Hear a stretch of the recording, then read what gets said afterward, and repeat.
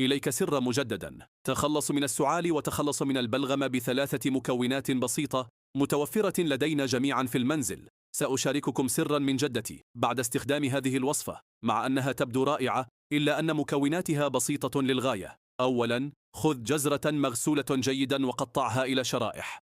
أود أن أسمع عن علاجاتكم المنزلية المفضلة لتخفيف السعال والبلغم. شاركوها في التعليقات وساعدوا الآخرين في إيجاد حلول طبيعية لهذه المشاكل.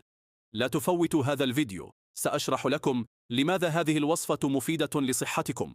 وفي النهاية سأشارككم بعض الفوائد الإضافية لهذا الشراب. بعد تقطيع الجزر، ضع الشرائح جانبا. بعد ذلك خذ شمندرا مغسولا جيدا وقطعه إلى شرائح. قد تتساءلون عن سبب فعالية هذه الوصفة.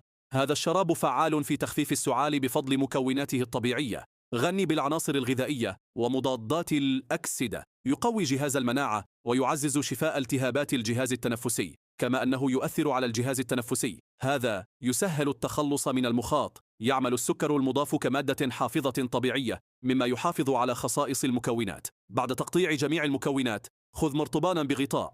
ضع طبقة من الشمندر في الأسفل، ثم طبقة من الجزر، وأضف السكر في الأعلى. كرر العملية حتى يمتلئ المرطبان. فوائد أخرى لهذا الشراب: مضاد للأكسدة، يعزز صحة القلب والأوعية الدموية، يحسن الهضم، يحسن الصحة النفسية، يقوي العظام، يحسن صحة البشرة، يحسن صحة الجلد. أرجو منكم تقييمي من 0 إلى 10 في نهاية الفيديو، لأن تقييمكم مهم جدا وأتفهم رأيكم. بعد تجميع الطبقات، ضعوا البرطمان في الثلاجة واتركوه لمدة 24 ساعة.